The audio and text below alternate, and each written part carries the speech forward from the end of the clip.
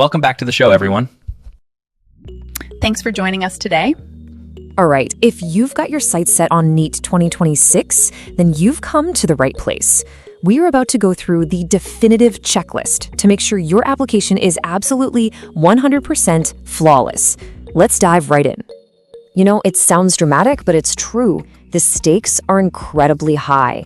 Think about it. All that hard work, all those late nights, it all comes down to getting this first step right.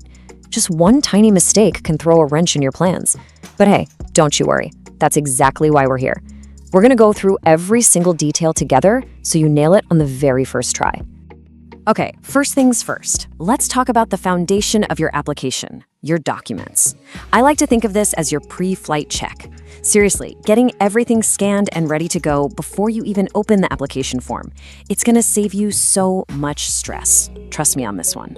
So this is pretty much the master list of everything you'll need to have scanned.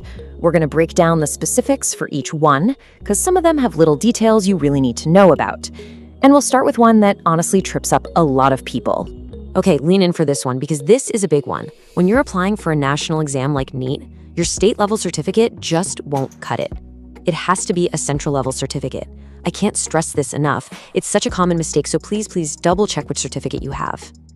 And here's another really important change you gotta know about. In the past, you could just type in your Aadhaar number.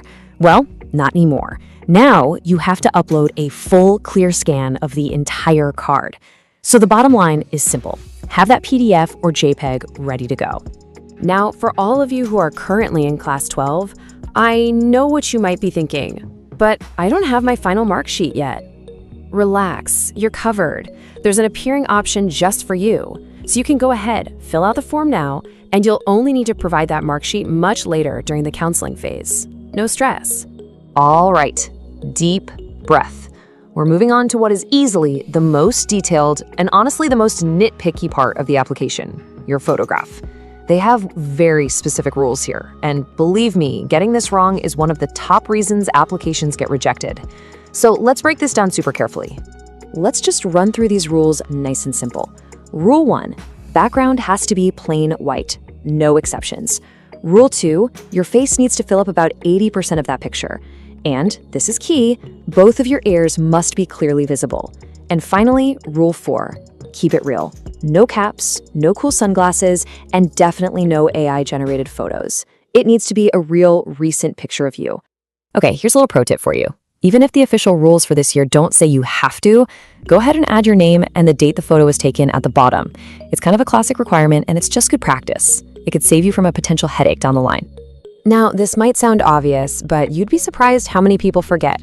Don't just get 1 or 2 copies of your photo. Go for at least 10. Seriously. Why? Because you're going to need the exact same photo for the application, then again on exam day, and then again during counseling. Having a stack of them ready from the start is a total game changer. Okay, so the application process is definitely leveling up with technology, which means, yep, new biometric requirements. There have been some big updates here, so let's walk through what's changed so you're totally prepared. Yep, you heard that right. Get ready for your close-up. At some point during the application, a pop-up is going to ask to use your webcam to take a live photo. So just a heads up, make sure you're in a place with good lighting and you're ready for it. We want no surprises, right?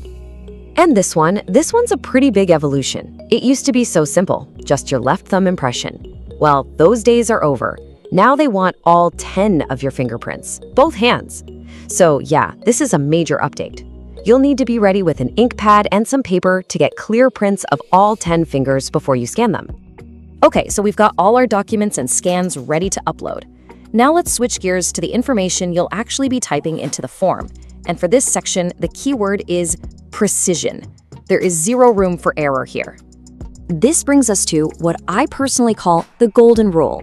And if you remember only one thing from this whole explainer, let it be this. Every single personal detail, your name, your parents' names, your date of birth, it must match your class 10th mark sheet. Exactly. I mean, character for character. Why? Because that mark sheet is the foundational document of your academic life. It's the source of truth for everything that comes after. No nicknames, no initials, no small changes. It has to be a perfect match. So here's your action plan. before you type a single letter for your name, your father's name, your mother's name, or your birthday, you're going to physically take out your class 10th mark sheet, put it right next to your keyboard, and you will copy it exactly as it appears. Even the order of your first, middle, and last names has to be identical. Don't guess, just copy. Okay, besides those golden rule details, you'll want to have this other info handy as well. A big one is having both a primary and an alternate phone number and email. That's super important for backup communication, just in case. You'll also need to know your parents' education and job titles, your annual family income, and something simple but easy to forget, the PIN code of the school where you're doing your class 12. Wow, we've covered a ton of ground, haven't we? So before you even think about hitting that submit button, let's do one last complete review. Think of this as the final pre-flight check, the one that gives you total peace of mind that everything is perfect. Okay, here we go. The master checklist. You've got your scanned central cost certificate, check. Your scanned Aadhaar card, check. Your 10th and 12th mark sheets ready or you've selected appearing, check. Your perfect passport photo with at least 10 copies, check. The scan of all 10 fingerprints, check. Your signature scan, check. All personal details matching your 10th mark sheet, double check.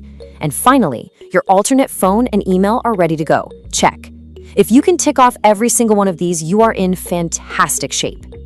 And that's it. That is your complete step-by-step guide to a perfect NEET application. You've now got the tools to handle the logistics with absolute precision. So the only real question left is, are you bringing that same level of detail, that same precise strategy to your studies? Because remember, this is just the ticket to the main event. Now it's time to go and ace the exam itself. Best of luck.